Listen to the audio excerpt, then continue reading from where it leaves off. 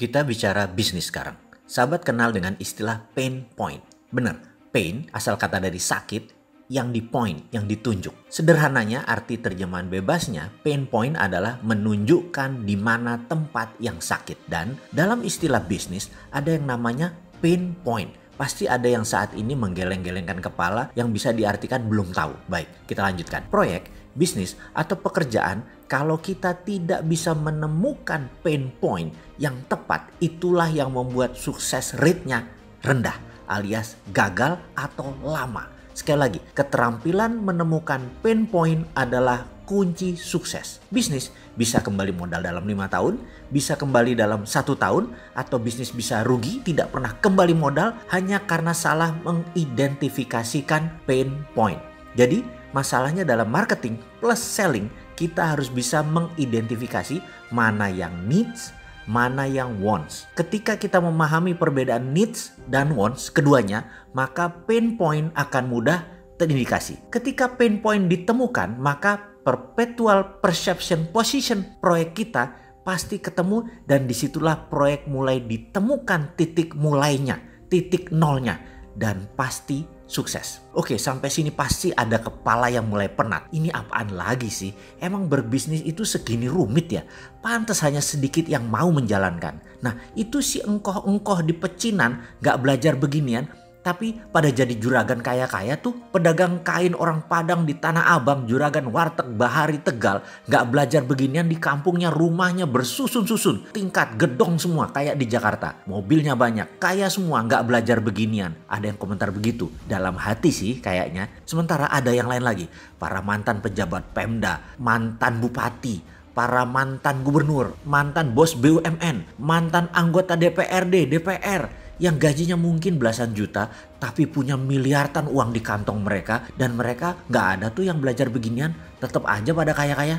Lupa, bentar, kita gak bicara memanipulasi jabatan ya. Oke, kita ralat, kita balik ke bisnis. Bener, mereka tidak belajar hal ini, yaitu para pedagang kaki lima, engkoh-engkoh di pecinan dan lain-lain. Benar, tidak belajar. Tapi mereka melakukannya. Dari ratusan proses, bahkan ribuan proses mereka jalani dari usia belasan hingga sekarang, misalnya usia mereka 50-an, sudah 30 tahun, sudah 40 tahun, sudah ribuan proses bisnis dilalui, dan sudah terbentuk perpetual perception position di kepalanya tanpa melakukan analisa data. Hal itu sudah masuk pikiran bawah sadar dan sudah masuk dalam snap judgment decision.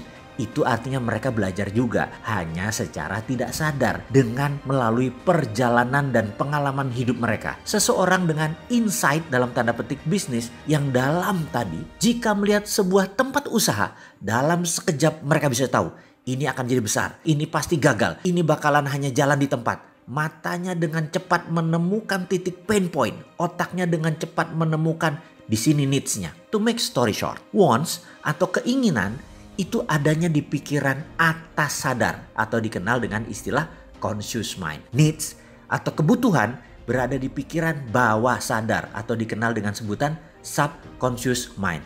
Kita semua tahu bahwa conscious mind itu memberikan kontribusi hanya 12%.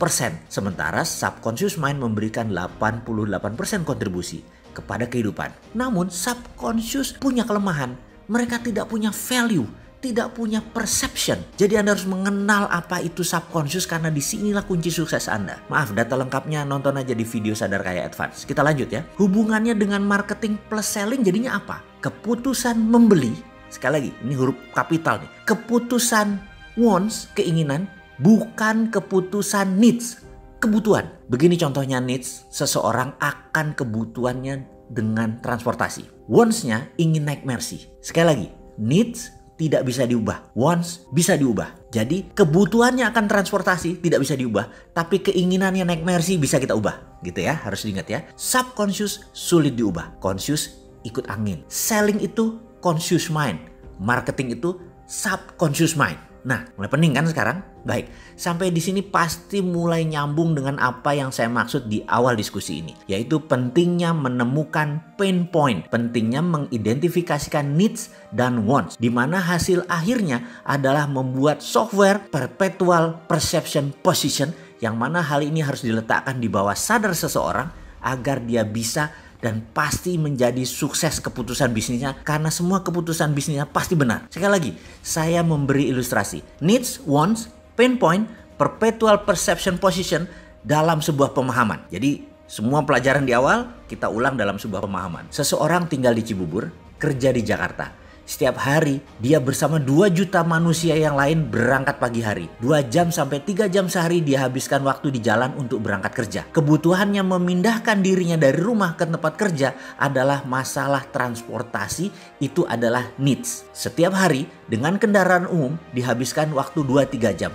Maka memiliki kendaraan yang nyaman adalah wants-nya. Needs tidak bisa diubah meskipun dia pindah tempat kerja lainnya yang dekat dengan rumah. Dia tetap perlu transportasi dengan pilihan jalan kaki sekalipun. Wants-nya tetap saja ingin mobil Mercy. Pain point-nya di mana? Banyak sisi melihatnya.